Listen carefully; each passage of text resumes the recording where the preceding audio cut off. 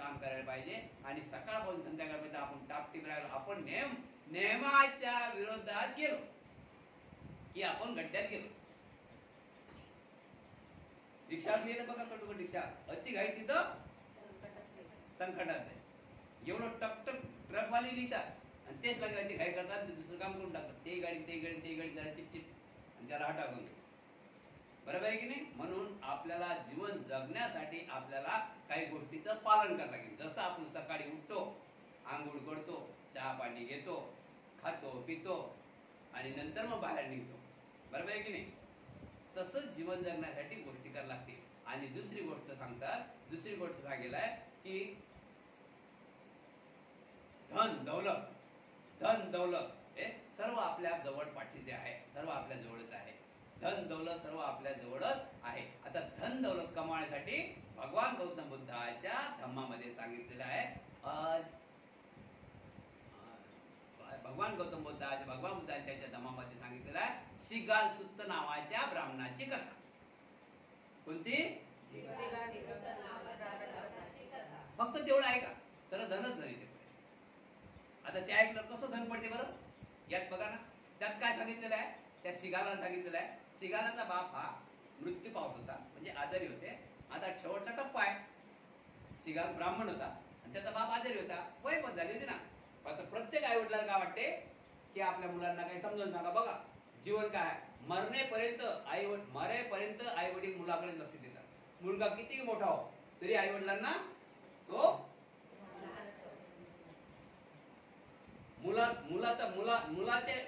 मुलाले सुनायो तरी आई वडिलांना काय आहे, तो मुलगा लहानच आहे. माहित आहे ना?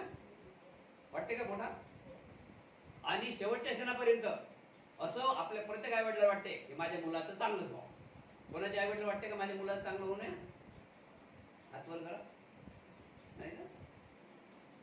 तर सर्वांना असं वाटते की माझ्या मुलाचं चांगलं व्हावं, माझ्या मुलीचं चांगलं व्हावं, माझ्या नाती चांगलं व्हावं, सर्व चांगलं व्हावं, आपलं कसंही व्हावं, पण माझ्या मुलाचं चांगलं व्हावं. मग काय करा, त्या शिगार नावाच्या ब्राह्मणाच्या पुत्राचा बाप आता शेवटच्या क्षणावर आजारी आहे. शेवटच्या क्षणावर आहे.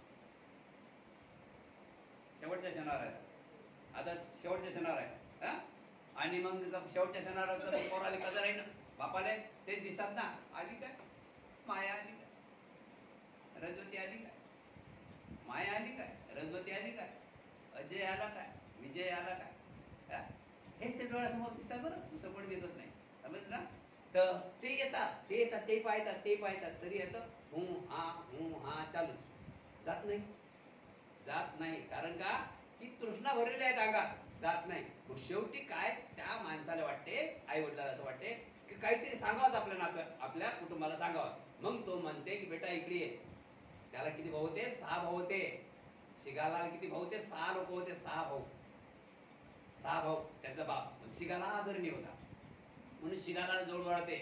शिगाला त्याचा बाबा जोड वळते म्हणजे शिगाल ये, मी आता अंतिम श्वासराव, आता मी काही टायमातच मी निघून जाणार आहे, तुम्हाला सोडून जाणार आहे.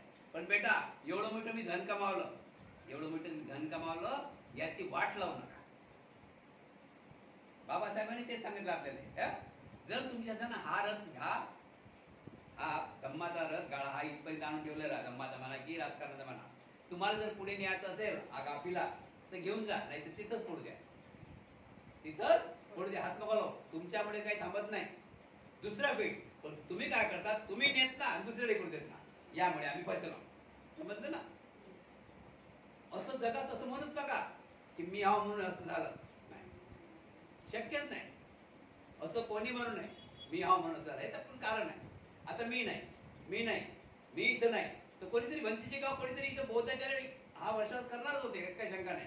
म्हणून मी असं म्हणू नाही शकत की मी हाव म्हणून वर्षात चालत नाही. अजिबात नाही. मी काहीच नाही. मी नाव म्हणून असं कधीच मनात येत नाही. म्हणून त्या शिगाराला जवळ बोलावलं आणि सांगितलं की बेटा रे, एवढं मी खूप कष्टानं कमावलं, जे काही धन प्रॉपर्टी ना, सर्वच आईवडील धन कमावतात ना.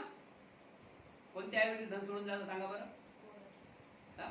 किती वाजता बाबा उठतात? आई वडील आहेत की नाही? किती मुलं आहेत? तुम्ही मुलं पण आहेत, काही मुलं खाली पाहतात, काही वर पाहतात. किती आई वडील आपले सकाळी उठतात, जातात कामासाठी, आपल्यासाठी काय आणतात तिकडून, कशासाठी जातात, कुठून? पैशासाठी. आज जीवाचं रान करतात, 4:30 वाजता उठतात, कधी कधी 7:30 वाजता जेवण करतात, संध्याकाळी लवकर उठा. कोणासाठी? आपल्या कुटुंबासाठी. असे ऐवजी बाई बघितलं तुम्ही? तर एवढं कष्ट केले आणि शेवटच्या क्षणाला मग आता आला जवळ, मग आता सांगितलं की बेटा हो मी एवढं खूप कष्टानं कमावलं आहे आणि आता मी हे जात आहो, पण तुम्हाला जर हे टिकून ठेवायचं असलं तर माझं आहे का. आणि काय सांगितलं? सांगा पप्पा आता काय सांगत, आता सांगा. म्हणे बेटे हो एक लक्षात ठेवा म्हणे काय तर हे धन तसंच राहू द्या. तुम्हाला चांगलं वाटतं, चांगलं हे धन तसंच राहू द्या. जर तुम्हाला सुख पाहिजे तर तुम्ही 10 दिवसाची पूजा करा. 10 दिशाची पूजा करा. किती दिशाची पूजा करा? 10 दिशा. पूर्व, पश्चिम, उत्तर, दक्षिण, ईशान्य जे काय ते 10 दिशा आहे. किती दिशा आहे? बरोबर आहे की नाही? वरची खालची, पूर्व पश्चिम उत्तर दक्षिण, पूर्व पश्चिम उत्तर दक्षिण, वरची खालची, आणि हे पण हे 6 आहे आणि 4 अजून दिशा आहेत. ईशान्य कसं म्हणतो ते मला चटका आठवत नाही. म्हणजे एक सांगा. अग्नीय, ईशान्य, वायव्य, ईशान्य आणि वायव्य. अग्नी, ईशान्य आणि वायव्य 10 दिशा आहे. त्या 10 दिशेची पूजा करा. मग आता ब्राह्मणाचा मुलगा बापाचं अंतिम काळ करून टाकलं आणि ब्राह्मणाचा मुलगाने काय केलं की आपलं काम चालू केलं. पूजा करायची. मग पूजा करायची तर काय, याला पाहायला बाजूला तलाव. मग हा रोज तलावात जात जाय, उड्या मारत जाय, अर्ध्या कपड्या दिशी म्हणजे धोत्रात अंगात अर्ध्या कपड्या दिशी उड्या मारत जाय, वर येत जाय आणि घर फिरत जाय, 10 दिवसाची पूजा करत जाय. काही तर तुम्हाला दिसलं 10 दिवसाची पूजा करून त्याच्या मनात काय म्हणत होता. तर असं बरेच दिवस झाले पाहिलं. आनंद बंतीजींना पाहिलं तर बंतीजी करतोय. बंतीजीला बघा, बंतीजी हा धम्म जातीवर आधारलेला नाही. हा धम्म कोण्या जातीवर आधारलेला? हा बौद्ध धम्म हा जातीवर कोणच नाही, याला जातच नाही. हा बौद्ध धम्माला जातच नाही. हा फक्त आणि फक्त मानवाच्या हितासाठी सुकाळजी करण्यासाठी आहे, प्राणी मात्राच्या हितासाठी सुकाळजी करण्यासाठी आहे आणि निसर्गाच्या हितासाठी सुकाळजी करण्यासाठी आहे. म्हणजे हा झाडा झुडपाच्या कामाचा हा धम्म. एवढी ताकद दिली बाबासाहेबांनी, बुद्धाने आपल्याला. प्राणी मात्राच्या हिताचा आहे. आपण चांगले राहिलो प्राणी मात्राच्या हिता आमच्या करू नाही. आपण चांगलं राहिलो आपण झाडं तोडणार नाही. आपण चांगलं राहिलो तर आपलं कुठल्याच प्रकारे नुकसान होणार नाही, असा हा धम्म आहे. आपण चांगलं राहिलो सांगा बरं, आपण चांगलं राहिलो तसं वाटते का आपली हत्या कोणी करी? हत्या कोणाची करता येते सांगत तर बघितलं. हत्या कोणाची झाली? काल हत्या कोणाची झाली? त्यानं तसं केलं म्हणून हत्या झाली. त्याने तसं नसते की हत्या झाली असती का? झाली असती का हत्या? एवढा सुंदर आहे संदर्भ, पण काय फायदा नाही ना. तुझ्या गुन्हानं तो काम केलं की नाही, झालं की नाही, ओळखलं ना. तर मग आपण चांगलं असलो तर आपलं कुठल्याच प्रकारे नुकसान होणार नाही हे लक्षात ठेवा. आपल्या हत्याचं काय, कुठेही जा, म्हणजे रात्री जा, बेरात्री जा, कुठेही जा, आपलं नुकसान होणार नाही. आपणच चांगलं राहिलं तर आपलं नुकसान होईल की नाही. आपण रस्त्याने चाललो, 20 फुटाचा रस्ता आपल्याला कमी पडून राहिला तर आपली लोक पूजा करतील का? काम काढतील की नाही? काम म्हणजे समजले की नाही, साईड धरतील, काम काढतील, बाजून जा घरी. बरोबर आहे की नाही? चाललं घरी, बरोबर येतात की नाही काय घरी. तर अशा प्रकारे 10 दिवसाची पूजा करत होता. असे एक 15-20 दिवस महिना होत गेला. आनंद बंतीजीला सहन झालं नाही.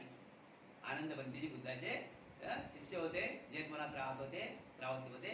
श्रावस्तीचा तो शिकार होता. आनंद बंतीजीने पाहिले की हा रोज तरुण बिंडा आहे.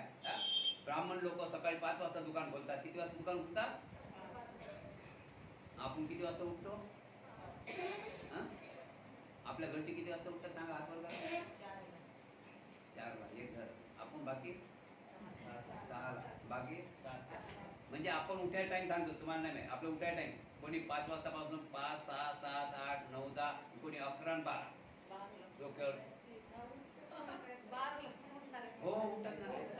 नाही तर 5 माझ्यासोबत आला नाही, कोणी माहिती नाही माझ्यासोबत आला. 12ला पण उठतात आपले माणसं. किती उठतात? 12 वाजता. आणि नंतर रात्री त्यांना दिवस निघते. रात्री त्यांना दिवस निघते. 12ला उठतात आणि त्यांना रात्री दिवस निघते. त्याला म्हणतात मराठीमध्ये टप. पडते जाता तो टप नाही. तर ठीक आहे ना. असे काही लोकांना तर समजले ना, नाही समजले? समजलं. तर मग काय सांगितलं? 10 दिवसाची पूजा करायची. काय सांगितलं की जर तुम्हाला सुखी असला पाहिजे, सुख राहायचं आहे तर तुम्ही 10 दिवसाची पूजा कर बेटा. मग याने काय केलं, पाण्यात जात जाय, उडी मारत जाय, अधिक बऱ्या कपडा घेऊन हा करत जाय, अधिक सुटला की अधिक जात जाय, असं 1-1.5 घंटा तिकडेच जात जाय. आनंद बंतीने पाहिलं की अरे हा ब्राह्मणाचा पुत्र 5 वाजता दुकान खोलणारा, हा आता 8 वाजेला अगर करत फिरून जाणार सकाळपासून 7 वाजता 1 घंटा. त्याला सांगितलं की तू असं करू नको. तो म्हणजे नाही, मी सांगितलं करू, माझ्या आहे ते बरोबर आहे. मग आनंद बंतीला वाटलं की आता हा आपल्याला सुधारणार नाही. आनंद बंतीने बुद्धाला सांगितलं की बुद्धो, एक तरुण बेटा आहे, पिंडा आहे ब्राह्मणाचा, हा, पण तो त्याच्यावर भरोसा आहे. बघा, एका माणसावर 1000 लोक आहेत, लक्षात ठेवा. एका माणूस कमाई करेन 1000 लोकांवर, हजारो लोक जीव जगू शकते. समजलं? आणि बुद्धाय धम्मामध्ये सांगितलंय आपल्या कमाईमध्ये अनेकाचा हिस्सा असावा. उदाहरणार्थ धीरूभाई अंबानी, इथे बाजूनच मशीन आहे, कंपनी आहे, ते खूप कुशल कर्म करून राहिले. ते काही लोकांना रोजगार देऊन राहिले. काही लोकांना, शंका आहे का कोणाला? आठवण करा, समज ना. काही लोकांना रोजगार द्या म्हणून आपल्या घरी कामाला ठेवा, आपल्या घरी कामाला ठेवा. आपण कामाला वापरले असतं, आपल्या घरी कामाला ठेवा, रोजगार द्या लोकांना. बरोबर आहे की नाही? असे लोक. तर सांगितलं की बेटा तू 10 दिवसाची पूजा कर. आणि नंतर मग बुद्धाने सांगितलं की आनंद बंती की बुद्धो, याला वाचवा, हा मुलाला वाचवा. हा सकाळपासून संध्याकाळ म्हणजे जसं मला काढली त्या वक्ती पूजा करायला जाते, ज्या वक्ती मला काढली त्या वक्ती पूजा करायला राहिला धंदा. आता धंदा राहिला तर मग लपडावी की नाही. मग सांगितलं, बुद्ध सांगत की बेटा तू हे करत आहे वाईट काम आहे. तुझ्या बाबांनी बरोबर सांगितलं, पण तुझे वाईट काम करत आहे. मग कोणतं तुझ्या बाबांनी बरोबर सांगितलं? तुझ्या बाबांनी बरोबर सांगितलं म्हणजे सांगा म्हणे बुद्धो काय सांगितलं माझ्या बाबांनी. तर तुझे बाबा म्हणे 10 दिवसाची पूजा कर, 10 दिवसाची पूजा कर. म्हणजे त्यात पत्नी, मुलं, बाळ, नातेवाईक, आई वडील, भाऊ बहीण, गुरु वगैरे सर्व आणतात. तर सुरुवात कुठून कर आणि काम चांगलं कर. तर तू काय कर, सांगितलं की तू अंधारातच जाय, घरातून अंधारातच घरी वापस ये. काय सांगितलं? अकरी अंधारातच घरून जाय, अंधारातच घरी वापस ये. म्हणजे काय, सूर्य दिसू नको त्या वक्ती तू दुकान खोल जे काय ते. आणि सूर्य मावळल्यावर रात्री 8 वाजता दुकान बंद करून घरी ये. अजून ते मारवाडी तेच काम करतात. बाबासाहेबांचं बुद्धाने अशा आपल्या आहेत काय बघा ना कसे बसले. 5:30 झाले, 6 वाजता भाजी झालं आणि ते उरली भाजी तिथं बांधून ठेवून देतात घरी चालले. असं झालं, ते पोरगी रडते ग, ते पोरगा रडते ग, तिथं बसली ते अजून अर्धा घंटा चांगलं झालं असतं. म्हणजे आपल्या हाताने आपण नाव खराब करून राहिलो की नाही. म्हणून म्हणता इथं की आम्हाला पाहून बोलले, हे आम्हाला पाहून नाही बोलले, हे परिस्थिती आहे. समजलं काय? आपल्या हाती आपलं, आपल्या हाती आपलं आहे. आता आपल्याला काय करायला लागते लक्षात ठेवा. आपल्याला काही गोष्टी खूप सांभाळ लागतात, काही गोष्टी खूप सांभाळ लागतात. ज्या ठिकाणी आपलं चालते त्या ठिकाणी चालू द्यायचं, ज्या ठिकाणी नाही चालत त्या ठिकाणी शांत बसायचं, मस्त येऊ दे, हेच काम करत राहायचं. कारण की आपलं काही उरलं नाही बरं, लक्षात ठेवा. हो बाई ना अशा प्रकारे, तर अशा प्रकारे गंमत झाली.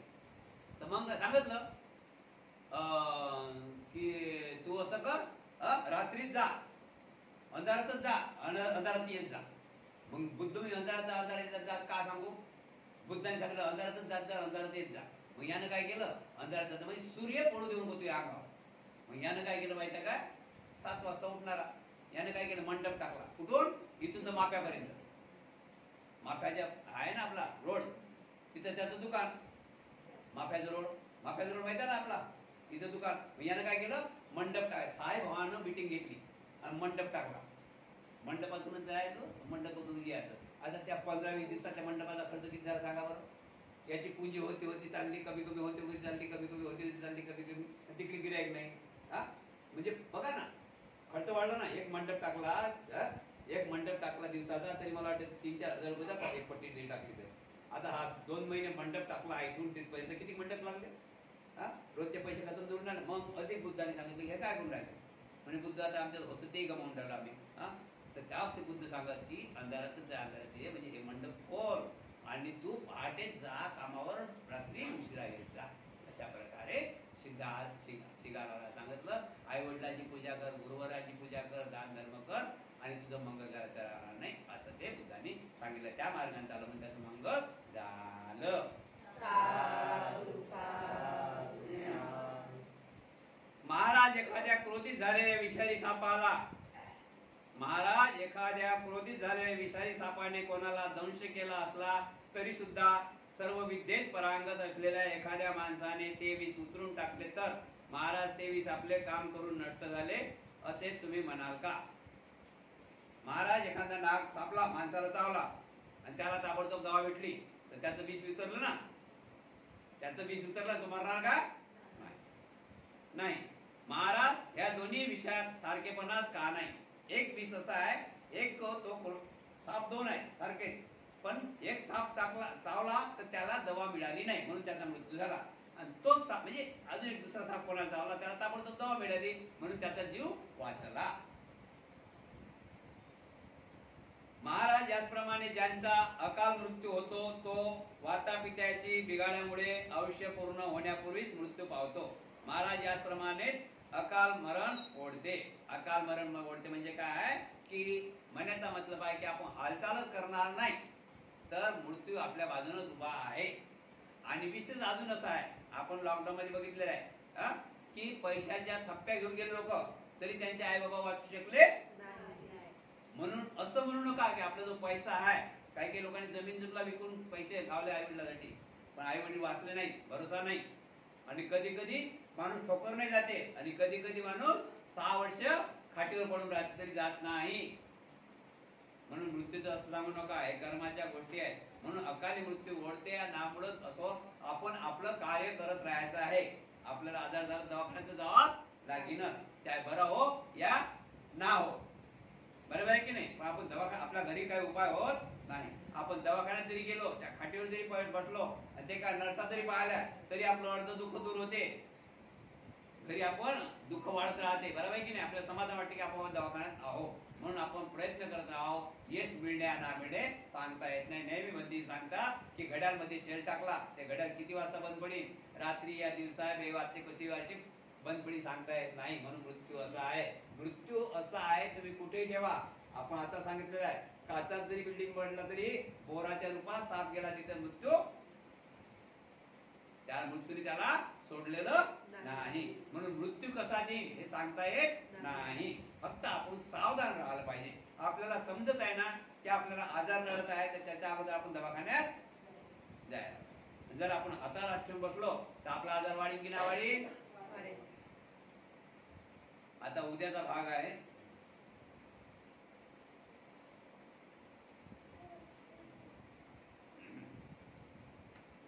एक भाग आहे अजून बाणाचे निशाण. बाणाचे निशाण. महाराज एखाद्या तीरंदाजाने बाण मारला असता तो धरलेल्या निशाणावर जाऊन लागला म्हणजेच तो कोणत्याही अडथळ्याशिवाय सरळ गेलेल्या खुणीपर्यंत गेला असे लोक म्हणतात.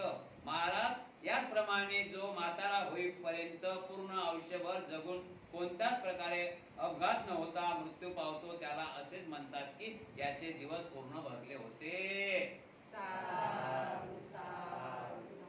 आता तीर धनुष्यबाण तीर एखादा निशाणी बाण तो निशाण लावून तीर मारते ना, तो निशाण लावून तीर मारते त्याचा निशाण बरोबर झाला तर लोक म्हणतात हा खूप चांगल्या प्रकारे अडथळा आला नाही, त्याने जसा निशाण लावला तसा ते शिकार त्यानं केलेली आहे. असाच असाच दाखवलेलं काय की म्हाताऱ्या माणसाने जसा धनुष्यबाणावाला आपला तीर लावते आणि तसा तो शिकार करते काय बाण मारते तसं माणसाच्या जीवनामध्ये कुठल्याच प्रकारे अडथळा नव्हता, ऍक्सिडेंट नव्हता, काही बिमार नव्हता, तो मृत्यू झाला तर त्याला काळ मृत्यू असे म्हणतात, म्हणजे वयमानानं झालेला मृत्यू. ठीक आहे. महाराज तीरंदाजाने बाण मारला असता मध्येच कोणी दुसऱ्याने तो अडवला तर बाण अडथळ्यापासून आपल्या निशाणापर्यंत अचूक गेला असे तुम्ही म्हणाल काय. जर या तीरंदाजाने बाण मारला मधातून कोणी धरून जर धरला त्याला तो बाण तिथं त्याच्या निशाणापर्यंत पोहोचू शकते का, म्हणजे अडथळा निर्माण झाला की नाही बनते, तो पोहोचू शकत नाही कारण मध्येच कोण धरला ना. महाराज पहिला तीर व त्यानंतरचा तीर यासारखे समजण्यात का आले नाही. पहिला तीर मारला तो विचूक मधात कोणी अडथळा नाही आला म्हणून तो निघून गेला. दुसरा तीर मारला तर मधात कोणी अडथळा आला तो बाण त्या निशाणापर्यंत पोहोचू शकला नाही. मग हा कोणता आहे अवकाळी. आणि जो पहिला पोहोचला तो कोणता आहे काळ मृत्यू. बनते नंतरचा तीर मध्येच कोणीतरी अडवला होता. महाराज त्याचप्रमाणे ज्याचे अकाली मृत्यू होतो तो वायू कफादी बिघडल्यामुळेच मरण पावतो. महाराज याचप्रमाणे अकाली मृत्यू होत असतो.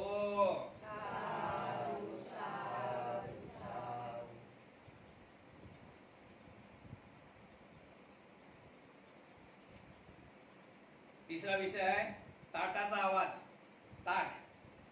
ताटाचा आवाज तिसरा विषय आहे, ताटाचा आवाज. महाराज कोणी काश्याच्या ताटावर टोला मारला असता त्याचा आवाज दूरपर्यंत पोहोचेल तेव्हा लोक म्हणतील की कोणत्याही प्रकारचा अडथळा न आल्याने त्याचा आवाज दूरवर गेला. महाराज याचप्रमाणे जखंड म्हातारपण येईपर्यंत पूर्ण आयुष्य जगून मध्ये कोणतीही बाधा न येता आणि कोणत्याही अपघात न होता मरण आले तर त्याचा मृत्यू योग्य समय झाला असे समजतात. काशाचं ताट आहे आपलं, हे बघा काशाचं ताट बघा, एक आवाज द्या, तसा आवाज कसा घुमते, त्या गोळ्यात बाहेर की नाही आवाज का घुमते, आवाज घुमते की नाही, त्यात काय जीव आहे का? पण त्याला टोला मारला तर त्याचा आवाज घुमते. अशा प्रकारे आणि त्याला जर धरून ठेवलं तर आवाज थांबते की नाही. म्हणून अशा प्रकारे त्याला जर आवाज थांबला तर समजला काळ मृत्यू नाही, अवकाळी मृत्यू, काळ आवाज नाही, अवकाळी मृत्यू आहे. अशा प्रकारे महाराज कोणी काशेच्या ताटावर टोला मारतात त्याचा आवाज निघतो तेव्हा कोणीतरी मध्येच येऊन तो नष्ट ताट पकडतो, घट्ट ताट पकडतो, त्यामुळे त्याची तो आवाज त्वरित बंद पडतो. तेव्हा अशा स्थितीत त्या ताटाचा आवाजाला कोणताच अडथळा येता तो दूरवर गेला आहे असे तुम्ही म्हणाल काय? महाराज पहिल्या ताटाला, काशाच्या ताटाला कोणी टोला मारला तर त्याचा आवाज पूर्ण त्या नगरात, त्या एरियात घुमते. जर आपण डोंगरावर बघितलं त्या घोड्याला आवाज, तो घंटा मारला तर त्या डोंगरावर घुम आवाज घुमते. जर तोच आवाज घुमला, तोच आवाज कोणी धरून ठेवला त्या प्लेटला तर आवाज घुमीन का? तो आवाज तिथंच बंद होईल. महाराज ते का नाही नंतरच्या आवाजात आवाज समान तो का मानला जात नाही? महाराज असं का झालं की पहिला आवाज सारा नगरामध्ये घुमला होता, त्या जंगलात घुमला होता, नंतरचा आवाज का घुमला नाही? कारण काय की तो टोला मारल्यानंतर त्यामध्येच ते कोणीतरी धरून ठेवलं, त्याचा आवाज बाहेर निघाला नाही. बनते मध्येच येऊन कोणीतरी एखाद्याने ते ताट धरून तो आवाज बंद केला. महाराज याचप्रमाणे ज्याच्यावर अकाली मरण ओढते ते वायू पित्तादी बिघडल्यामुळे होय. महाराज यालाच अकाली मरण म्हणतात.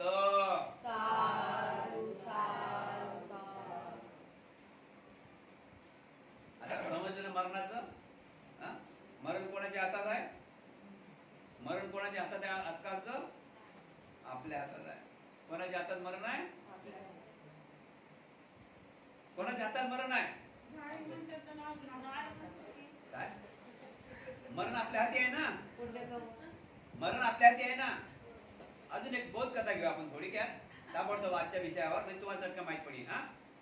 अक्षय नावाचा शिंदे, बदलापूर, सगळ्या गोष्टीने परिपूर्ण काम चाललं होतं, मस्त नोकरी पाणी काही काही सगळ्या गोष्टी बरोबर. आता 3 दिवस झाले त्यांचा कटर झाला, माहित आहे का?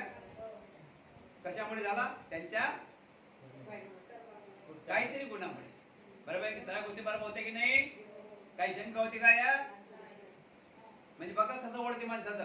किती दिवसात 2 महिने झाले बरं, अजून 1-2 महिने झाले नाही, मस्त सगळ्या गोष्टी परिपूर्ण होत्या, नोकरी लागली, सगळे आई वडील सगळे कामावर, सगळ्या गोष्टी बरोबर होत्या.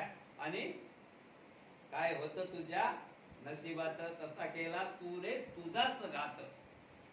घात कोणी केला? काय होतं तू तुझ्या नशिबात कसा झाला केला रे तूच तुझा घात. कारण की वाईटाची संगत झाली तर वाईट काम झालं, चांगली संगत झाली तिथं. मग जीवन जगण्याला संगत कोणती पाहिजे? वाईट संगत हे क्षणिक सुख, वाईट संगत हे मस्त आनंद देते, वाईट संगत हे आनंद देते, पण कसं आनंद देते? क्षणिक. आणि चांगली संगत हे आयुष्याच्या नंतर पण, आयुष्य झाल्यानंतर पण, माणूस निघून गेल्यानंतर पण त्याचा सुगंध फिरत राहते, आहे की नाही? मग आता एवढं जर भगवान बुद्धाने आपल्याला सांगितलं तर आता आपण ते डोळे खोलून जर पाहत नाही आणि त्या रस्त्याने चालणार नाही तर योग्य आहे का? असं आहे काय की मी तुमची गॅरंटी घेतो असं कोणी आहे का? कोणते आई, कोणते बाबा, कोणती बहीण, कोणती पत्नी असं आहे का की तुम्हाला ताप आली तुम्ही झोपा, अर्धी मला द्या, अर्धी मी झोपते एका बाजूला, तुम्ही झोपा एका बाजूला, अर्धी ताप मी घेतो म्हणते का कोणी? म्हणते का कोणी?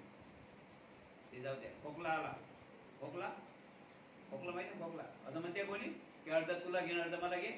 खोकला म्हणजे आता त्यालाच करायला लागेल. मग एवढं कॉमन समजत नाही हा? तुझं आहे तुझ्या पाशी कार्य जागा बोलवलासी. पर्याय खूप आहेत जगात जगण्याच्या, फक्त जगता आलं पाहिजे. पर्याय खूप आहेत जगात, फक्त काय जगता आलं पाहिजे. जिथं नाही जायचं, जिथं लाज वाटते तिथं माणसं चालले आता. जिथं लाज वाटते, खरोखर लाज वाटते तिकडे जायची, तिथं गर्दी लाईन चालली. जिथं चांगलं वाटते तिथं कांड्यावर मापा. 1 2 का 4 4 2 का 1. समजले की नाही? शंका आहे का काही? पुरुष मंडळी शंका काही? शंका आहे का काही? जिथं लाज वाटत नाही, शान मानवर करून शान नाही ते या तिथे येत नाही, इथं लाज वाटते यायची. लाज वाटते इथे यायची, लक्षात ठेवा. सत्य बात आहे बरं, इथं यायची लाज वाटते. काय काय लोक तर मला असं म्हणतात, म्हणते पहिलीच्या आहे मलाही वाटतं. पण तिने म्हटलं की नक्कीच माणूस ओळख येते ना, मला माणूस आम्हाला चटकन ओळख येते. आम्ही म्हणतो की चहा होऊ द्या, मग आम्ही पण चहा घेतो, सांगा काय. पण ती तिथे या वाटते, पण तिथं महिला मंडळ आहे. आता महिला मंडळ गुजरातचे आहेत काय? हे महिला मंडळ आहे काशीवरून. गुजरातचे आहे का तुम्ही लोक? आपले महाराष्ट्रीयच आहे ना. गुजराती आहे का कोणी येतलं? मारवाडी, पंजाबी? मग हे माणसं कोण कुठले आले? हे आपलेच आहेत ना, बौद्ध समाजाचे. बौद्ध आपणच येत ना, आपलेच आहेत ना. महिला मंडळ आपलं, आपण म्हणतात. ते म्हणतात महिला मंडळ म्हणून घ्यावं.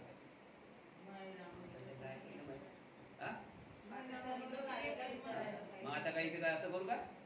4 फुटाची तुम्ही इधर आणि आधी इधर मजा झाला, असं करत असं का? बरोबर आहे की नाही? तर असे हे बहाण्यामध्ये आहे. म्हणून काय की आपल्याला फक्त जगण्याचं आहे. 2 गोष्टी आपल्याला समजावून सांगा. 2 गोष्टी आपल्याला लक्षात, सांगता बोलता उठता बसता. आणि तुमच्या मुलालाही सांगा घरी जाऊन, आपापल्या मुलालाही सांगायचं बाबासाहेब दाखवायचं कसे होते, बाबासाहेबांचं कोण दाखवायचं कसं होते, भगवान बुद्ध सांगायचं कसे होते, भगवान बुद्धाने काय केले ते कसे होते सांगायचं. हा, आणि तसं आपण राहिलं तर आपलं घर आपण तसं ठेवतो. म्हणून जे काय आपण शिकलो ते आपल्या घरापर्यंत पोचलंच पाहिजे, आपल्या नातेवाईकापर्यंत. आपण एवढं काम केलं पाहिजे, दुसरं काहीच नाही केलं पाहिजे. मला असं वाटतंय आपण जीवनामध्ये धन तर कोणी कमावते. तुम्ही नाही धन कमावलं ना, आपण नाही धन कमावलं तर तुम्हाला काय वाटते? आपल्या कुटुंब, लक्षात ठेवा मंडळी, कोणा माणसाने धन नाही कमावलं तर त्याचं राहिलं का? ज्यानं धन नाही कमावलं ते काही श्रीमंत झाले. ज्यांनी कमावून ठेवलं त्यांची अजूनही मला वाटते घसरगुंडी झाली. आम्ही बघतो आजकालच्या जमान्यामध्ये घसरगुंडी झाली. त्यांचे मुलं बाळ कामच नाही करून राहिले. काही शंका वाटते का? शंका आहे बघा, खुल्लं बोलायचं. मी काही तुमची निंदा करत नाही. मला असं वाटतं की तुम्ही चांगले बनाव. मी तुमची निंदा करायसाठी नाही येतो, मी तुमची मस्करी करायसाठी नाही. पण ती मस्करी नाही करत. तुमचं भिक्खू तुम्ही पोचता. भिक्खू एक भिक्खू पोचणं साधी गोष्ट नाही. माहिती आहे डबा आलो टाको डबा, मग माहिती आहे समजलं डबा. हा, तुम्ही डबा देता, तुम्ही आमचे माय बाबा, तुमचे आमचे नुकसान करा. कशासाठी आलो? जेवण करायसाठी आलो का? बुद्धाचा धर्म कशासाठी आहे? लोकांना वाटण्यासाठी आहे. बरोबर? लोकांचं मंगल करा, लोकांचं मंगल करा. आणि तुम्ही मंगल करायसाठी तुम्ही मला जेवण द्या. काय करा? आणि मी सांगतो त्या गोष्टी नाही का? आणि नाही सांगितलं नाही तुम्हाला काही फरक पडला, दवाखाना डॉक्टर बघा ना. डॉक्टर बघा किती हुशार मारतात. डॉक्टर बघा किती हुशार काम करतात. उद्याचा बघा डॉक्टर बघा काय करतात. डॉक्टर बघा काय करतात. कोणाला ताप झाली, थंडी ताप होते ना, काय झाले की ते 3 दिवसाच्या गोळ्या देतात. किती दिवसाच्या गोळ्या देतात? आणि एक देतात 60 रुपयाचं इकडे, कुठे देतात काही ते द्यायचं. पण ते पाहिजे देतात, ते पण देतात. म्हणजे मी बघितलं म्हणून मी पण ते गेलो होतो कधी कधी, मला पण द्यायला. तर काय झालं मग? काय म्हणतात ते? मग काय म्हणतात? हे 3 दिवसाच्या गोळ्या, हे सकाळ, हे दुपार, हे संध्याकाळ, आणि हे झाल्या गोळ्या झाल्या की दाखवायला. काय म्हणतात? तेच इथं आहे, इथं तेच आहे. हे मी गोळ्या देतो, हे मी दवा देतो. मी हे दवा म्हणजे माझी सांगायची, मी सांगतो ते ऐका, मी सांगतो ते करा, आणि 8 दिवसांनी इथे आहे. फरक पाहिला इथं सालोसाल इथे येतात, फरक पाहिला कोणी येतच नाही. आम्ही म्हणतो गोळ्या घेतलं ना, काही फरक आहे तुम्ही चालू द्या. घरी गमलं नाही म्हणून मी लोकांनी दिसलं पाहिजे ना, मी विहारात चालू. म्हणून विहारात येणार तुम्ही चांगले आहे, पण ते त्याच्यातून यातून निर्माण हो. लोकांना दिसलो ना, आम्ही विहारात रोज येतो. विहारात यायचं लोकांना ते काय फायदा? लोकांचा आपण काय फायदा? लोकांना वाटलं पाहिजे की विहारात गेले. लोकांना बी वाटलं पाहिजे हे विहारात जातात बघा. समजले ना? असे समजले ना? समजले की नाही? त्याला मंगल सुखी हो सुखी हो.